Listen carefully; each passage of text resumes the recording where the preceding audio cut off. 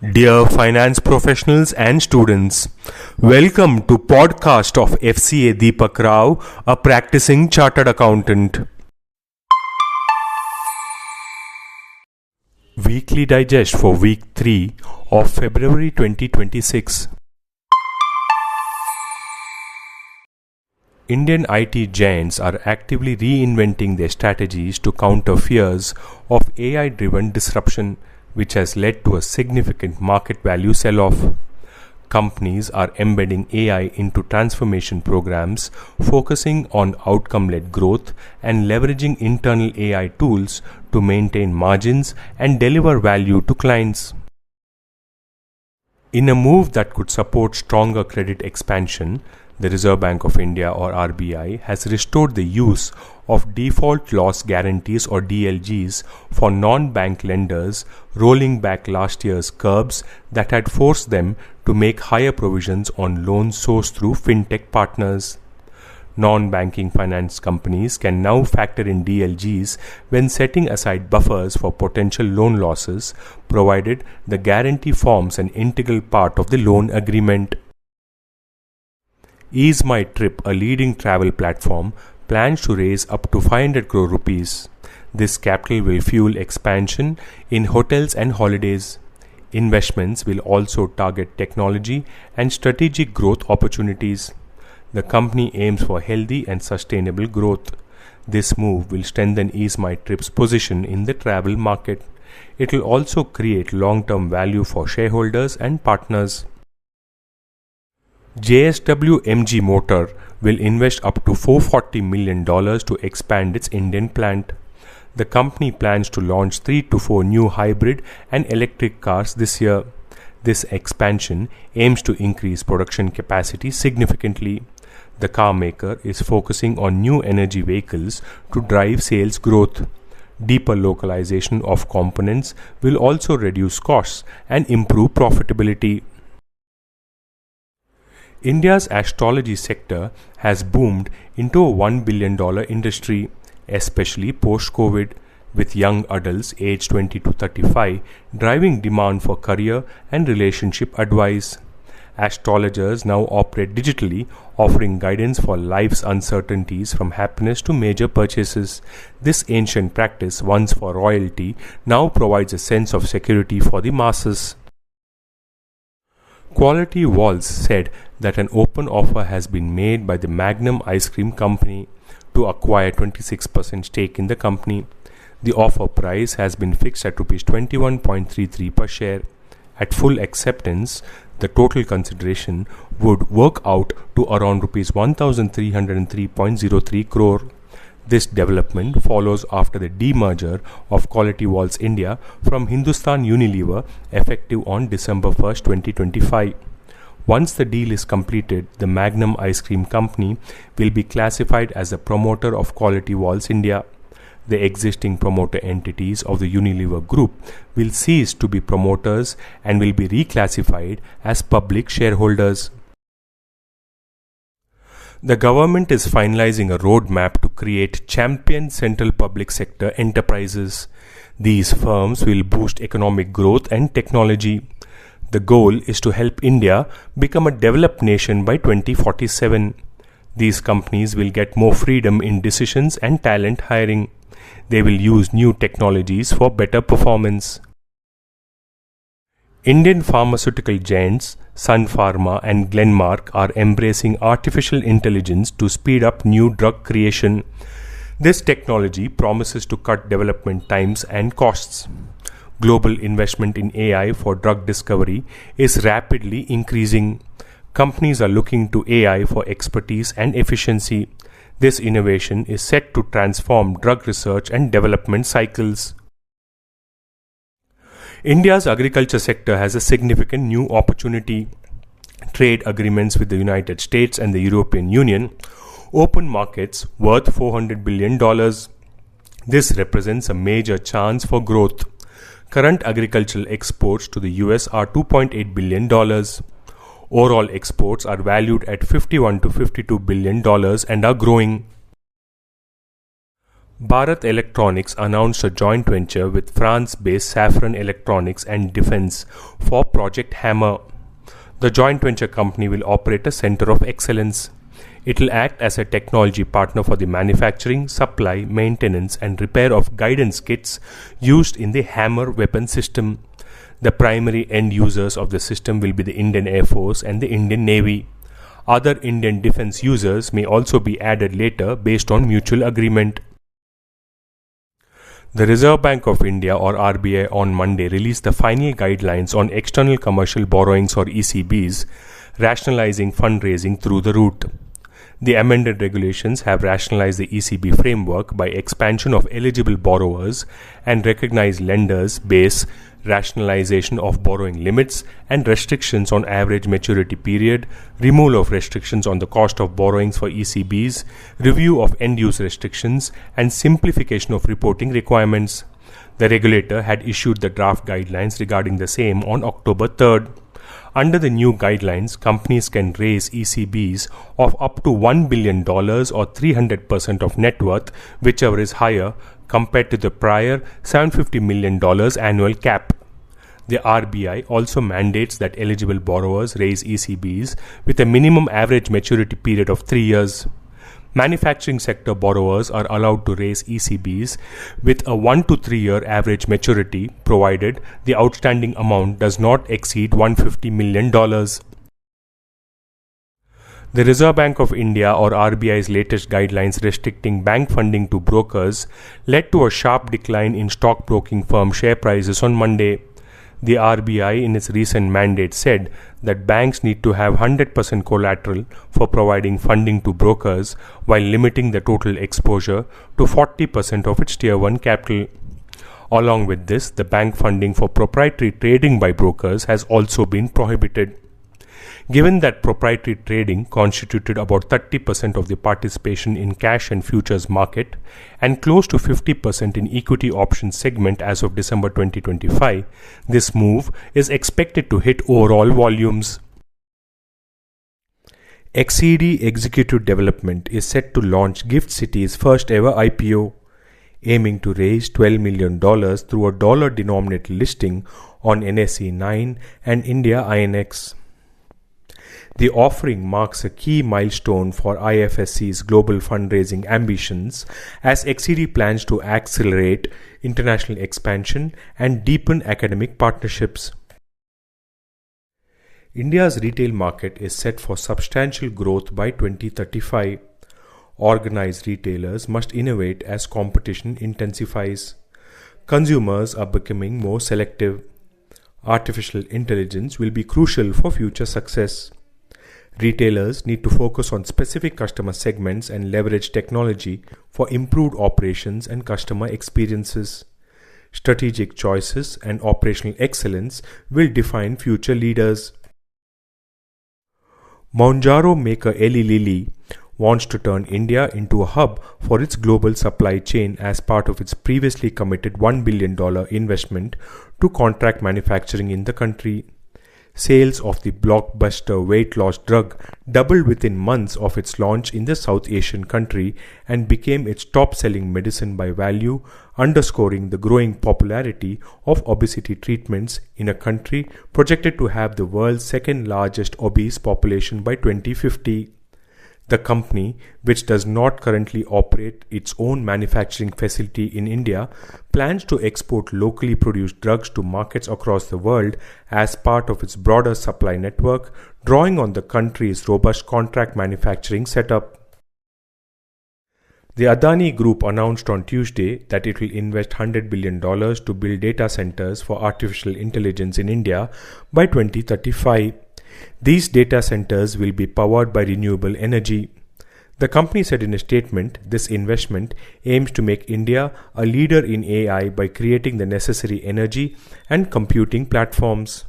This initial investment is expected to lead an additional $150 billion in related industries by 2035, including server manufacturing, electrical systems, and cloud platforms. This will create $250 billion worth of AI infrastructure in India over the next decade. Top venture capital firms in India are set to invest $300 to $500 million each into the country's AI ecosystem, covering infrastructure, enterprise applications, and sector-specific solutions. Global and domestic VCs, including Khosla Ventures, Axel India, and Lightspeed, are participating. Combined, these commitments could exceed $1 billion, surpassing last year's startup funding. Aerospace firm Aecus is investing Rs 1,900 crore in Tamil Nadu over 10 years. This move focuses on advanced engine manufacturing, a high-margin segment. The project aims to build a comprehensive aerospace ecosystem in India. Initial investment will be Rs 200 to Rs 300 crore. Commercial production is expected by financial year 28. This initiative strengthens India's aerospace capabilities. Life Insurance Corporation of India, or LIC, is staging a contrarian bet on India's struggling information technology or IT sector, plowing thousands of crores into stocks that several other investors are frantically exiting, even as the insurance behemoth slashes exposure to banking heavyweights and industrial giants. The buying spree lifted LIC's IT sector holdings from Rs 1.82 lakh crore to Rs 2.17 lakh crore in just 3 months. The move puts LIC squarely at odds with the broader market, where fears that artificial intelligence will permanently disrupt India's outsourcing model have triggered relentless selling. Artificial intelligence is revolutionizing India, from automated farming to efficient exam grading. Farmers like Bir Virk are boosting productivity with AI-driven tractors, while educators like Swetang Pandey are streamlining administrative tasks. Despite challenges in developing indigenous AI models, India's rapid digital growth and significant tech investments are paving the way for widespread AI adoption, enhancing efficiency across various sectors. India's property market is witnessing a significant shift as warehouses emerge as the top real estate investment, surpassing offices. This trend is driven by robust leasing momentum, resilient occupier demand, and stable yields, indicating a structural transformation rather than a temporary fluctuation. The Institute of Chartered Accountants of India will soon release 11 information systems audit standards. These standards aim to bolster the audit process with India's digital landscape. They will create a direct link between system controls and the integrity of financial reporting. Adani Ports and Special Economic Zone Limited signed an MOU with France's Port Authority to expand cooperation in trade facilitation, port innovation, and energy transition. The partnership proposes setting up an IMEC Ports Club to improve coordination among ports along the India-Middle East-Europe Economic Corridor route and strengthen connectivity between India and the European Union. FedEx is investing over Rs 2,500 crore to build a large automated cargo hub at Navi Mumbai International Airport. This facility will act as a regional consolidation and redistribution center. The project is a partnership with Adani Airport Holdings Limited. It aims to boost international trade for Western India. The hub is expected to create thousands of jobs. Manchester United co-owner Avram Glazer is reportedly making a bid for the Royal Challengers Bengaluru cricket team. The offer is around $1.8 billion. Other potential buyers include Blackstone, Carlyle, and Indian tycoons. Diageo, the current owner, is seeking to sell part or all of the franchise. The Glazer family has previously shown interest in cricket investments.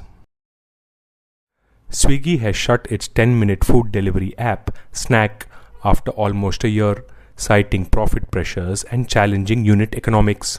An internal email said the decision followed extensive deliberation and a focus on business objectives to create scalable platforms with long-term value.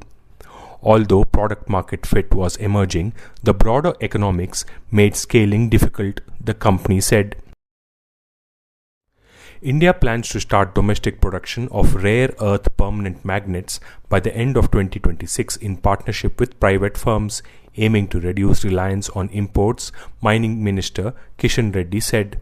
The government approved a 73 billion rupees or $802 million program in November and plans 4 mineral processing plants across different states.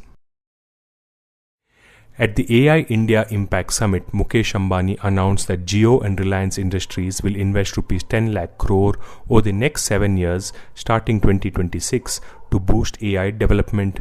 He said India is set to become a global AI power in the 21st century, with AI systems now able to learn, speak, analyze, move, and operate autonomously. Tax authorities are scrutinizing top executives for income underreporting and false claims. Notices have been issued to CEOs and MDs of multinational companies. The focus is on undeclared foreign assets, overseas income, and inflated allowances. This crackdown is part of a broader government initiative for better tax compliance. Many high earners are being asked to revise their tax returns. ICICI Prudential Life Insurance faces a significant tax demand of Rs 984 crore. An appellate order upheld the demand, which relates to input tax credit reversal. The company plans to file a further appeal. Despite the large sum, ICICI Prudential Life states there is no immediate impact.